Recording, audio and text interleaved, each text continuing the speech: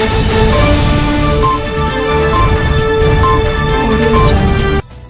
is Shreya and welcome to News World.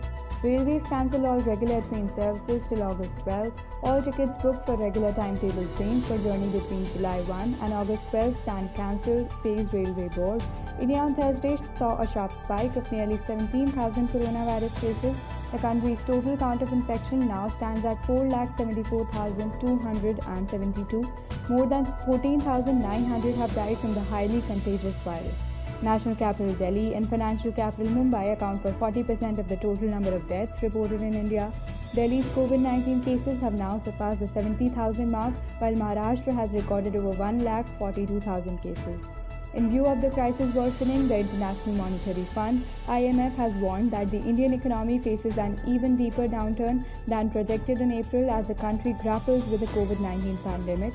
It has projected a sharp contraction of 4.5% in FY21, a steep drop from its April forecast of 1.9% expansion. The international body has called this a historic low for India. World Health Organization Director General Tedros Adhanom Ghebreyesus has said that he expects the number of COVID-19 cases across the globe to reach 10 million next week. According to the Worldometer tracker, coronavirus has now infected more than 95,51,987 people worldwide and killed more than 4,85,433. IMF said it expected the global economy to take a $12 trillion hit from the pandemic. Stay tuned for all the coronavirus updates. CBSE ICSE Board Class 10th 12th Result 2020 live updates. Results to be announced by July 15. CBSE will announce the result on the basis of a new marking scheme. Students who have appeared in the exams can expect their results by June 15. Taking note of the COVID-19 pandemic, the Central Board of Secondary Education (CBSE) has decided not to conduct the pending exam of Class 10th and 12th scheduled from July 1. The board will announce the result on the basis of a new marking scheme. Students who had appeared in the exams can expect their result by July 15, as mentioned in the board's notification. However, CISE has not decided whether they will announce the result in mid-July. They also plan to come up with their own marking scheme. HRD Minister Ramesh Pokhriyal today in his tweet mentioned, students will be given the choice to decide if they want their result based on the methodology of assessment as decided by CBSE or choose to write the exams again. I would like to reiterate that the health of students, parents and teachers is our prime concern.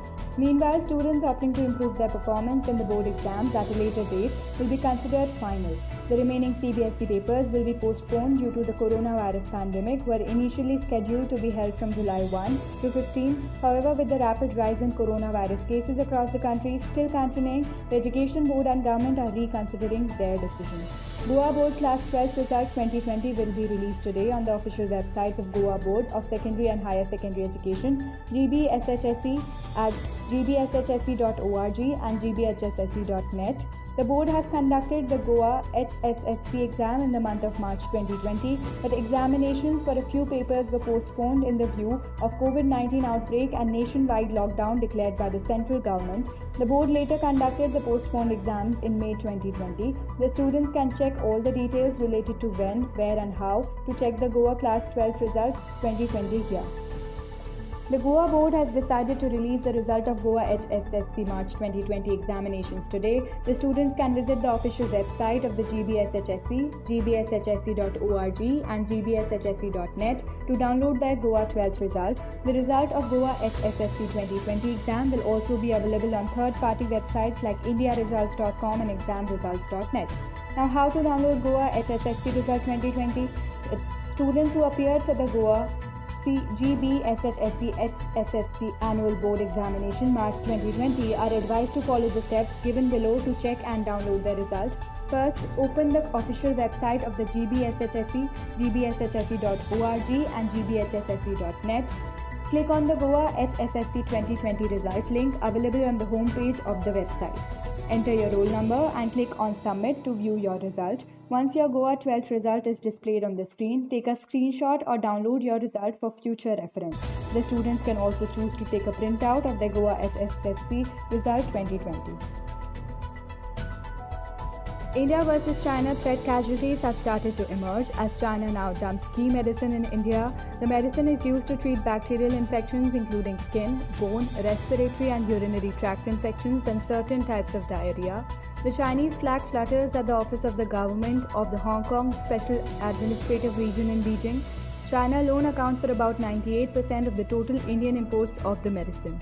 The government has found sufficient evidence that China is dumping a key medicine, ciprofloxacin hydrochloride, below cost in the Indian market and hurting the domestic pharmaceutical industry, two officials aware of the development said. The medicine is used to treat bacterial infection including skin, bone, respiratory and urinary tract infection and certain types of diarrhea. After a thorough investigation, the government has found that the volume of ciprofloxacin hydrochloride imported from China has increased significantly and at a pace that is undercutting prices in the domestic industry. The officials cited above said, requesting anonymity, China alone accounts for about 98% of the total Indian imports of the medicine. Domestic medicine had a price disadvantage of up to $3.3 per kg over Chinese products, an official of a pharmaceutical association said on condition of anonymity. Even as domestic manufacturing capacity of the medicine has increased, actual production and sales of local industry have declined and the market share of Chinese ciprofloxacin hydrochloride in India has increased, causing losses to the Indian pharma industry, the officials said. DGTR, Directorate General of Trade Remedies, on June 15 provisionally concluded that the domestic industry has suffered material injury and its preliminary findings favor the imposition of an anti-dumping duty on Chinese import, one of the officials said. DGTR may also take a final view on the matter after hearing all interested parties again next month, he added. DGTR, previously known as Directorate General of Anti-Dumping and Allied Duties, is an arm of the Ministry of Commerce and Industry and acts as a single window agency providing a level playing field to domestic industry against unfair trade practices. The Finance Ministry will consider imposing an anti-dumping duty on the Chinese medicine if DGTR recommends such a step, the second official cited above said. DGTR has initiated the investigation against the dumping of ciprofloxacin hydrochloride from China in January after domestic manufacturers accused the neighboring country of engaging in an unfair trade practice. Dumping is an unfair trade practice that entails the export of a product at a price lower than its value and is countered by a punitive duty, which is an acceptable measure under multilateral trade agreements, the second official said. Complaints have been received by domestic industry that China was dumping several products. As such, complaints are being investigated, he said. HT reported on May 11 that India could extend anti-dumping duties and safeguard on more than 24 Chinese goods ranging from calculators and USB drives to steel, solar cells and vitamin E amid concern that a flood of imports would kill domestic manufacturers who will lose duty protection soon against such products. Anti-dumping duties on these products were imposed 5 years ago and are expiring this year. India has taken a tough position against unfair Chinese trade practices as it has committed to protecting domestic industry under the government's Make in India campaign, the officials said. India-China bilateral trade is heavily tilted in favor of China. According to trade figures released by the General Administration of Customs of China in mid-January 2020, India's trade deficit with China was $56.77 billion in 2019. Bilateral trade amounted to about $92.68 billion last year, a 1.6% annual increase. Dumping of goods below their actual cost harms the domestic industry, and anti-dumping duty is one of the means to protect the local manufacturing from such unfair trade practices, Indian Drug Manufacturers Association Executive Director Ashok Madan said.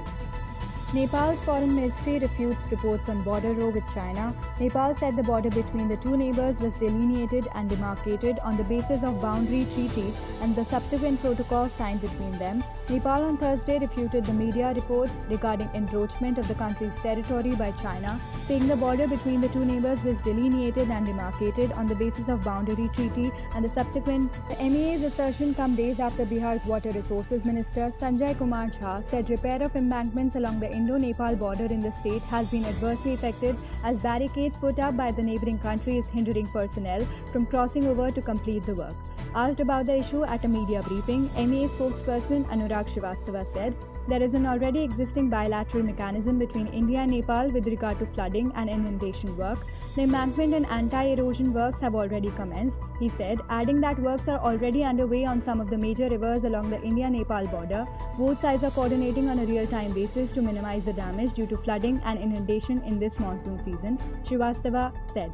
On the issue of Nepal amending its constitution to update its new political map featuring areas which India maintains belong to it, Srivastava said, "We have made our position clear on the issue and would not like to add anything." India had termed the move as untenable and asserted that artificial enlargement of territorial claims by Nepal is not based on historical facts or evidence.